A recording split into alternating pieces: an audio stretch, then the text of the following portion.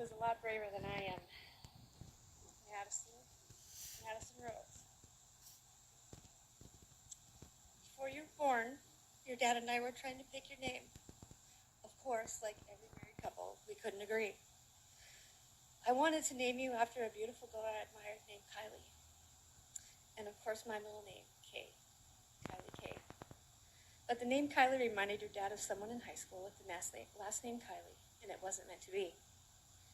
The name Madison somehow came to both of us. It just fit, and it was finally settled. 4 years ago, Pastor Will gave a sermon on the meaning of names. You were so intrigued that you set off on a mission to discover the meaning of your name. Madison means a strong fighter and a gift from God.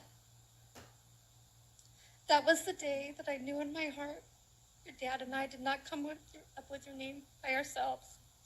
Your Father in heaven named you.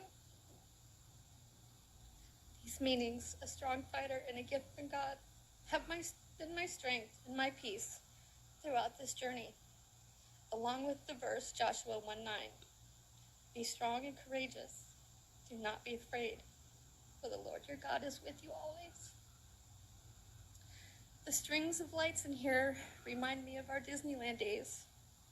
With our annual passes, our method to conquer Disneyland was by sleeping in and resting on Saturdays, not even knowing that that's what God wanted us to do on the Sabbath. We would then stroll into the park around 4 or 5 p.m. As all the other crying kids and frazzled parents were going out, you and I were going in. You have always been a night owl. As the evening set in and the lights turned on, an amazing display of glimmer and sparkle came over that place. Your eyes lit up and your energy grew. It was our favorite time together in the happiest place on earth. We closed Disneyland down on many occasions, more than satisfied at having ridden all of our favorite rides 3 or 4 times in a row. As you grew up, I knew you had disappointments and still do, but you never lashed out or talked back. You did have some funny ways of getting your rebellion out, though. You went through a phase of wearing completely mismatched socks or letting me iron your clothes and knowing full well that that drove me nuts. Grandma always told me to pick my battles. Thank goodness you grew out of this phase.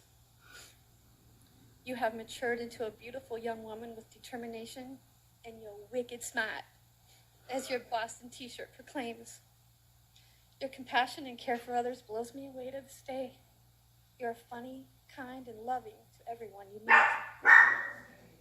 When you send me videos of your French bulldog Bailey, even though I love the joy that she brings us, it is your snicker at the end of each video that I will carry in my memory and my heart.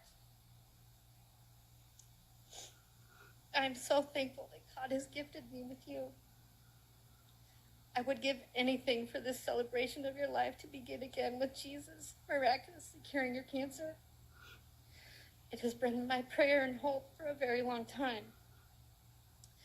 We have seen so many evidence of God throughout this fight, though.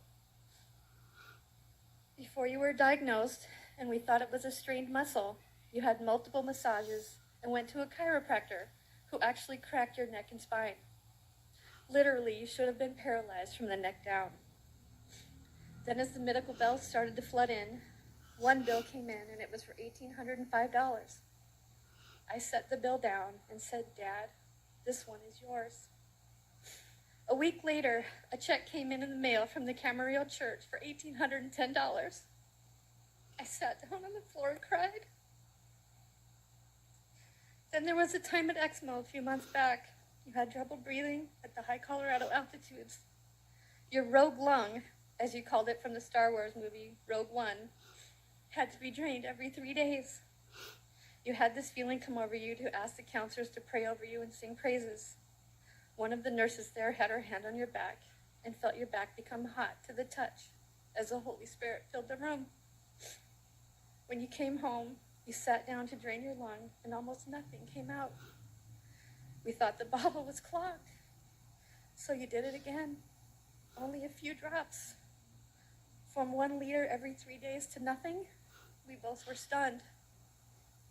God has a way of showing up and meeting our needs, when we least expect it.